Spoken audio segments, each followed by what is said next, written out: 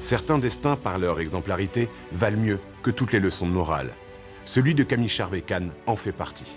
Elle naît en 1881 dans une famille simple issue de la communauté juive byzantine. Son truc, c'est la science. Brillante écolière, ses résultats la propulsent à l'école normale pour jeunes filles de Sèvres, dont elle ressort, excusez du peu, à la fois agrégée de sciences physiques et naturelles, ainsi que docteur en médecine.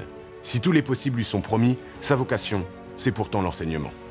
Nommée d'abord au Puy-en-Velay, elle retrouve sa ville natale en 1918 en intégrant le corps professoral du lycée Pasteur. Curieuse et intuitive, Camille Kahn, épouse Charvet depuis 1909, développe des méthodes pédagogiques particulièrement humanistes dont l'originalité lui valent des admirations qui résonnent jusqu'aux USA, où elle donnera des conférences. C'est que l'humain s'impose comme la grande affaire de Camille Charvet-Kahn. Elle est de toutes les luttes qui mobilisent la gauche républicaine durant ce début de siècle. Dreyfusarde pendant l'affaire, journaliste au Parti socialiste d'alors, la SFIO, syndicaliste remarquée à la CGT, adhérente à la Ligue des droits de l'homme et à la Ligue internationale contre l'antisémitisme. Enfant des Lumières, sa rare intelligence l'impose comme l'interlocutrice des plus grands. Mais l'enseignante engagée se fait combattante quand la tragédie frappe la France et abat la République.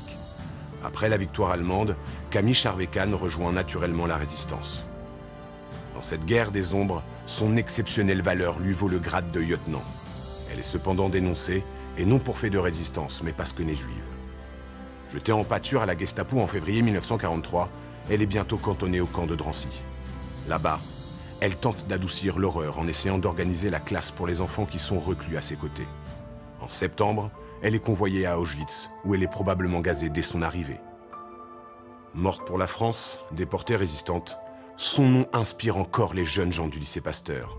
Un hommage poignant et discret à l'image d'une héroïne dont la grandeur aura été inversement proportionnelle à la célébrité.